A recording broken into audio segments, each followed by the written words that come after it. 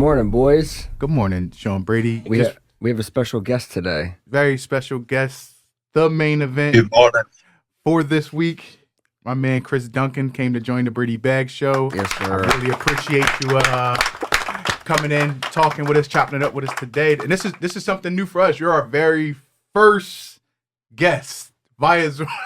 Via Zoom. Yeah, man. Yeah. That's a big step up for us, and we appreciate. We're very authentic, so we appreciate you coming to talk with us because it helps us grow the platform that we're trying to grow, and we've been working on for the last. I can't remember. It's been 3-4 years. Yeah, 3-4 years. But yeah. Thanks to have you here. Obviously, this is my man Dev Wade. I'm Kurt. We actually met in London. We was the two black dudes. The two bald black dudes. Yeah, we was the two dudes with the cameras. But we met in London, and like I said, again, very authentic, and you were pretty cool, and you were chill, and that's all people need to connect. It's just like Chris was cool, and I know you guys. I don't know when you met, but I saw you guys' interaction, and I know y'all talk blah blah this and that. So that's cool, man. Yeah, for sure. I don't usually do podcasts and stuff just because, sometimes like we talked about it before, like people ask some stupid questions like, "Are you ready?" Yeah. So like obviously I know Sean, so Sean was. He's not gonna ask me like, how's your diet been? How are you struggling? Like, of course I'm struggling. Like, leave me alone. Yeah, I can tell because you're sitting in your car on a rainy day as a man at 8 in the morning. Yeah, like I see you. Like I said, exactly. Just chilling. Exactly. He's just hanging out. He's just chilling. Yeah. So the guys at ATT, they'll still be in their dorm. They'll be in their room. So just out of respect, you got this man out in his car to do this podcast because Ali set this up because you would have woke up his roommates. Chris, you're the man, bro. You're the man. So wait, it's good. It's good. So like, get my Wawa. No sponsor here, but still we get try my to Wawa. get. So at American Top Team, there's dorms above the gym. Is that correct? Yeah, that's right. It's like, to be honest with you, it's been probably a catalyst of how good I've got.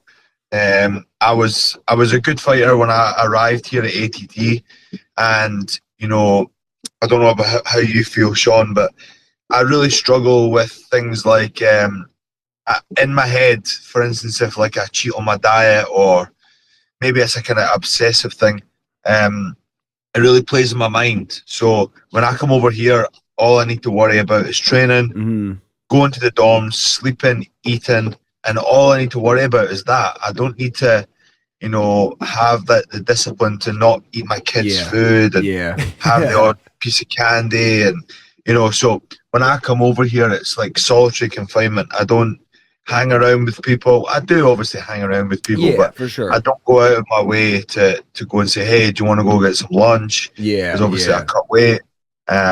So it's been so good for me. It's like putting the blinkers on, like, and coming over here and just, it's like war. I just go and just get myself into this mindset and then get into fight week, and then it's kind of smooth sailing from here. Yeah. It seems like American, like either guys are lucky enough, like me, where I have a big gym back at home with bunch of guys coming to our team now, but it always wasn't like that. Like I'm sure you started off at a small gym.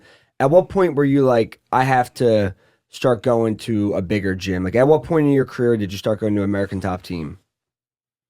I've been coming here since 2019, and then COVID changed that for about 3 years. So then I was like a kind of break between that. The reason why I left I traveled here is because I remember being in sparring quite regularly and training with guys and winning every round. Yeah. And it was just like, I was getting good styles, I was getting good opponents, but I was definitely winning every round. It was very rare. I would maybe lose a jiu-jitsu round or a wrestling round. Yeah. But full MMA sparring, I wasn't losing. So that was me. Because I remember I also went to Thailand before that as well, and trained with some of these Dagestanis and some guys that you don't even know who they are, and then they're absolutely wiping the floor of you. So I remember coming to ATT, just expecting to get my ass kicked for many years, and I did. And I think that's the best thing. You can't be the best guy in the room. Now, was that before that was before your Contender Series fight then, obviously, right? Or when was your Contender Series fight? So I had 2 Contender Series fights. The first one didn't go my way. Yeah. Long story with that. You know, I had to cut weight 3 times in 3 weeks to try and get my slot. As you well know, Sean, I'm a big lightweight, so that was a really, really difficult feat for me. I cut weight the first time. The guy pulled out on the fight day, on the Tuesday. Then I was scheduled to fight again on the Saturday. They were just going to sign me to the UFC, and then that didn't happen. And then they said, I have a fight for you the following Tuesday. So then I cut weight again, and you know it took its toll on my body. It did, and I lost that fight. But the UFC and Dana White, Sean Shelby, they said, listen, we want guys like you that are willing to, you know, get their slot, whatever it takes.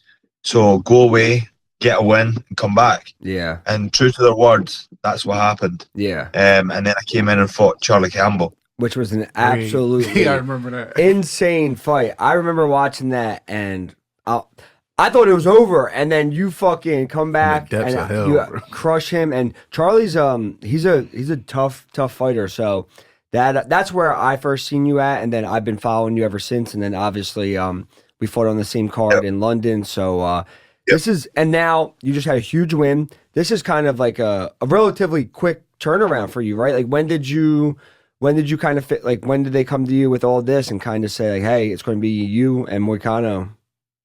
Yeah. So what happened was maybe I think it was February 21st the fight was announced. So about 2 weeks before that, I would say maybe February 10th, maybe February 14th. And it was a bit of a weird one because they offered me Moicano, and, you know, I spoke to the gym and I explained to them about the top 10 slot and how I didn't want to turn that down, blah, blah, blah. And they said, they just said it's business, you know? Yeah. And like, you have a big gym there, Sean, but the how big American Top Team is, you can't even you can't even put anything on it. Like, there's so many big mats, and you know, it kind of fizzled out. Like, it didn't really happen, and I was like, oh, okay. So I started to diet because I kind of had a feeling that they were wanting me fighting, and I heard through the grapevine that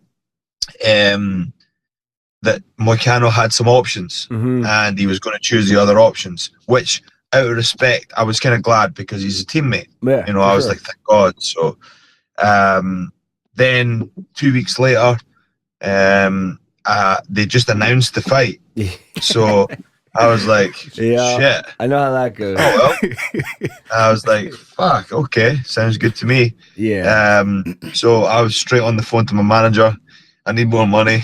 Yeah. So that's kind of how it happened. And, you know, I was very lucky that, in the sense that a couple of my teammates back home were training for fights. So I was doing some regular sparring, training pretty intensely. And then, you know, I flew over to ATT about 6 weeks out. And the main thing for me was I was worried about my weight. And within a week and a half, I caught myself back up. I got to the key points every week, about a week and a half into my camp. So I was about 5 weeks in, and I was already on par with the rest of my my weight cuts. Training, so that was everything. Massive. Yeah, it was a massive relief for me on that sense, because as you well know, big guy, and that's always the fight before the fight for me. Yeah, and that's something like when I obviously we were cutting weight in London together, and I'm like, man, he is a big 55er. So I like, we're not going to get into like how you're feeling. I just know how much probably goes into your diet and how strict you have to be. I went back and like I was watching some of your old like vlogs on your YouTube, and like you're in the dorm and you're weighing all your stuff, and I'm like, damn, like Chris, I was like, he's just like me, like very like dialed in and professional. And that's to make 55. I'm sure that's exactly how you have to be. But it seems like it's working out for you. Obviously, you're fucking on a great run. This is a huge fight. Now, like stylistically, how do you feel about this matchup with Moicano? So when the fight got accepted, you know, I didn't understand why he wanted to fight with me personally. Obviously, I don't want to talk about what happens in the training room. That's not how it works. But, you know, I was a little bit shocked because of the options. I heard of the options that he had. Yeah. He had another 2 options that I thought were way easier than I was. Yeah. But listen, you know, it's upon us now. 7 days to go. The matchup, it's styles makes fights. You know, they put up on the UFC page 2 submission artists, and I was like, oh, okay, it's like I'm a jiu-jitsu guy now. Yeah, I was like, shit. Yeah. I wouldn't call you a jiu-jitsu guy, but you definitely have jiu-jitsu, but I wouldn't call you a jiu-jitsu guy. So I was like, oh shit. Yeah. And he stopped submitting people and they're going to start giving me grapplers. Yeah. But yeah, stylistically, you know, like people are like, how are you getting on with camp?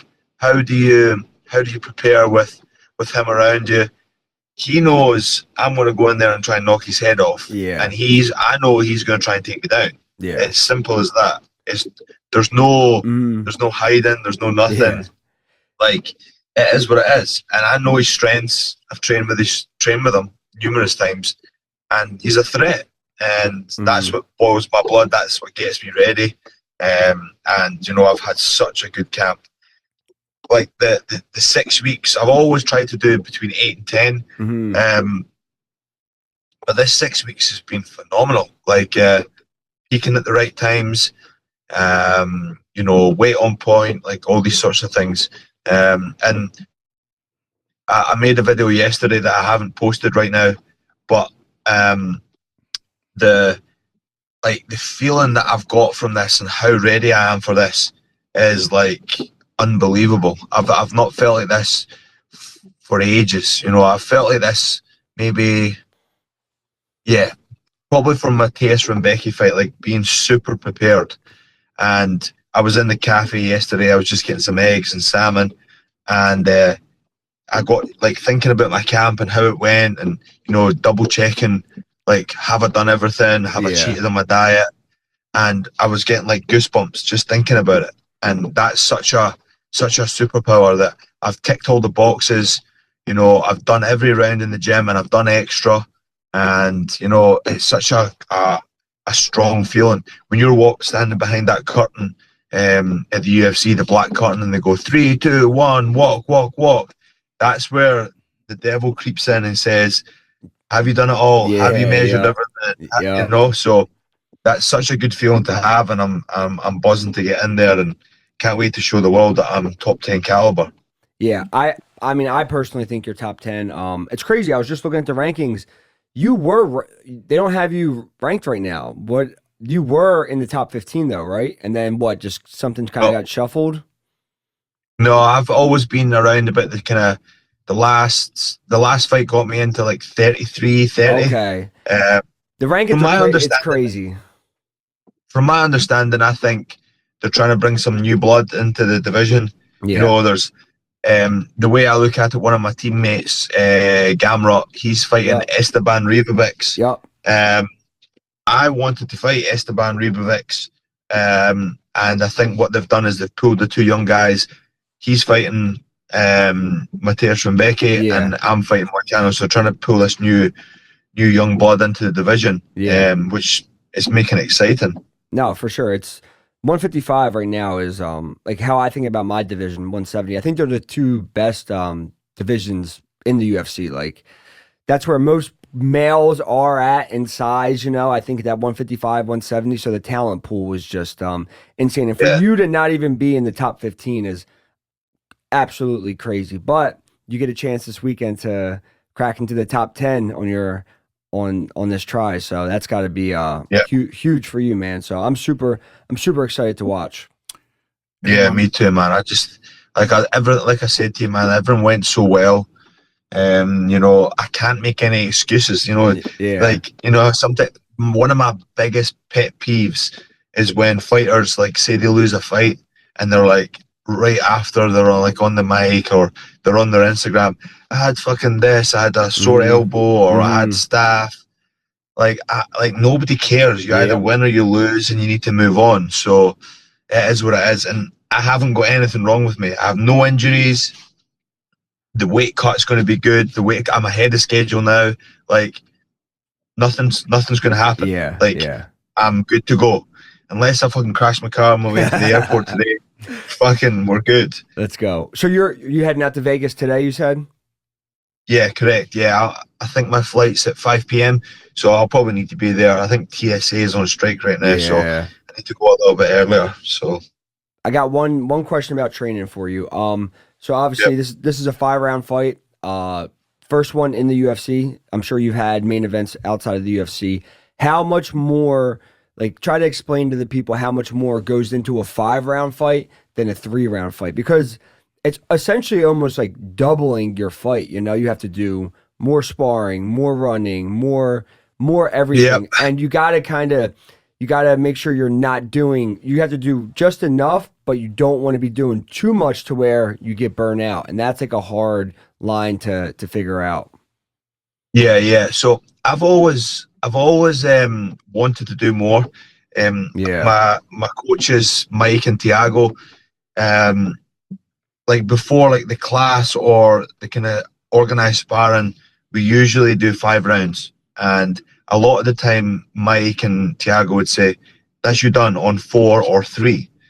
And I'm like, "What? Like, I've got 5 to do. Like, we're supposed to do 5." He's like, "Well, you're fighting a 3-round fight. You've won all 3 rounds. You don't need to do any more. Yeah. So finish." And that used to piss me off, like, so much. And he's like, "Well, go run then." So I would go run after sparring. And, like, that was, I think, a really good thing for me to learn that, okay, I don't need to do the extra rounds and pound my body into the pavement. Now, this camp, I've got to do 5 rounds. Yeah. So I've been pacing myself well. My weight came down a lot quicker. I was doing more rounds, which was great. Yeah. Like, I preferred it. I like the work. I like the struggle. And it's been really, at the very start, I was a little bit like, okay, what am I going to do? Not much has really changed. I've made sure 2 times per week I've been doing my 5 rounds, whether I liked it or not. And I have. Yeah. Every Tuesday, Thursday, when we have sparring, I've done my 5 rounds. I've trained very, very well. And actually as well, we've had to bring in, so obviously Moicano's a complete specialist. So we've been doing some things like maybe a tall striker. We have him in for 2 rounds. And then I have Grant Dawson, who's an absolute machine on the back. So put me in some bad positions. And also as well, I've been doing some kind of like a circuit. What we do is, like, we do some pad rounds and then Grant will jump on my back. So it's been an absolute stormer of a camp.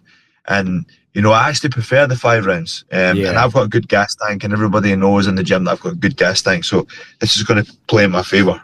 Yeah, I think I'm the same way as you. Like, if we're doing 5 rounds, even if I have a 3-round fight, I'm doing all 5 rounds. Like that's how I feel. But coaches definitely are right there with saying, like, yo, like, you got a 3-round fight, you're a couple weeks out, let's do our 3 rounds, and then let's call, because what usually winds up happening is you get hurt in that last round you're going to do, that extra round you're going to do, you hit the top of somebody's head, you kick somebody's knee, split your chin. So I know exactly what you're talking about there, man. Yeah, I turned up to jiu-jitsu class on Friday, and I was drilling, and I was going to go live just with some guys that I know, and they were like, no live. Yeah, I'm like, yeah. Please. And they were like, no. I was like, I'll go with Francis and I'll go with Danny, and he's like, nah, you're done. Good team, and I was like, man. Yeah. I hear you. I have a question. This is your first main event. I remember watching him go through his first main event. Has it processed like some of the cool perks and things that you'll see, like even like the poster? I know that's like a big thing for people when they they can't believe like, yo, I'm on the poster. I'm on my first main event.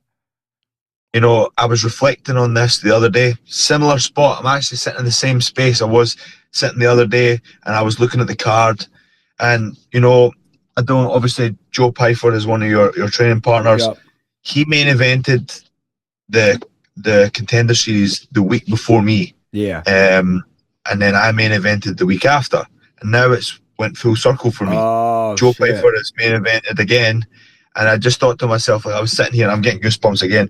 And it was like, be like Joe Pyfer. And that was the kind of saying that Dana White did the famous speech with us through the back, because the week before it was shit and Joe Pyfer was the only one to get a contract.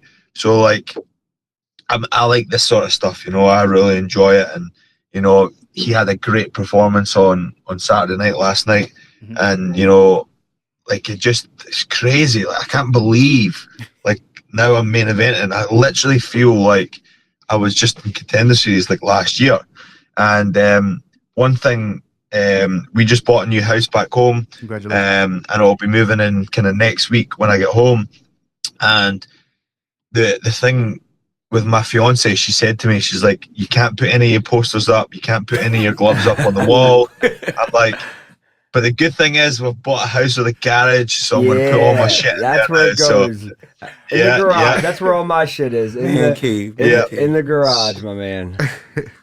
That's crazy. Yeah. I thought somebody else said something else. Yeah, I got a couple other questions for you if you don't mind. I'm sorry, I lost where I was at. Where are you at, Kurt? I lost. Y'all was talking. I just you took the whole interview. I thought I lost where I was at. Oh, here we go. All right, my fault. Yo, you're on a 4-fight win streak, 3 finishes. Like I said, coming into this one, my question was, you've been in the bar burner with Rebecca. You had the thing with Campbell. When you get out of these, which ones feel better for you? Which ones do you enjoy more? Because you're becoming such an exciting name when you hear Chris Duncan is fighting. But which endings do you love better? Do you like being in those wars? No. No. All right. I like to be going in there pretty much like what Terrence McKinney fight was like. Go in there, swing a few punches, and then submit the guy in and leave, or knock the guy out without even getting touched. You know, everybody was like, how did you feel with Terrence coming at you? He didn't really hit me with much. He hit me with a good knee in the stomach, and I was like, oh. But other than that, it looked like it was like he was rocking me, but I just couldn't control the chaos. And, you know, unfortunately, we planned for it, and I just didn't execute it on the night. You know, I was meant to hit and move and circling my feet and get off the fence. Didn't do it. You know, I kind of seen the headlights when I was in there. And my coach Tiago said sometimes it's hard, like when a guy's just coming at you, like you just get this like reckless abandonment. So I'm blaming myself for it, but you know, it's just maybe that was the fight that was meant to happen. So then after that, I was not injured. Like, there's nothing wrong with me. I had like a bruise under my eye, and that was it. And I submitted them, and I was home. And I remember lying in my bed at home. I was like, I don't feel like I've been in a fight. This is great. Usually I'm walking home, I've got sore feet, sore hands, sore elbows. Mm-hmm. In the Rebecca fight, I actually fractured my elbow from elbowing him in the head. Jesus. And I couldn't even fucking bend my arm for like fucking 2 months. It was terrible. I got you. Chris, I watched a lot of stuff. I saw a lot of interviews you did. You started MMA at 21. You thought you were going to be a rugby player. I'm so unfortunate about with your mother on your debut. I've watched a lot of things and this and that, and now you are here. Is this the final point where you're like, I can actually do this? I know you said you don't like to look too far ahead. I know you said even with the title, you was in the interview I was watching, you were saying that's like 6 years from now in my mind or stuff like that. But is this like you're coming out, your true arrival of like, I can actually do this thing and I can make it to the top? I think a win over Moicano certainly will solidify that I'm very close. You know, to even be in the top 10, you're like some sort of crazy percentage.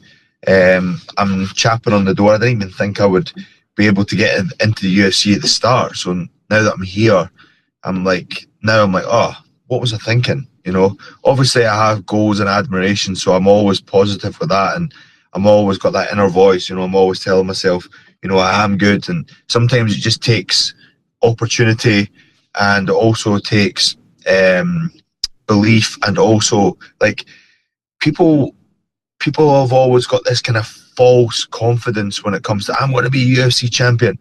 No, relax, win fights, and let that confidence build, because like you can't just say I'm going to be UFC champion.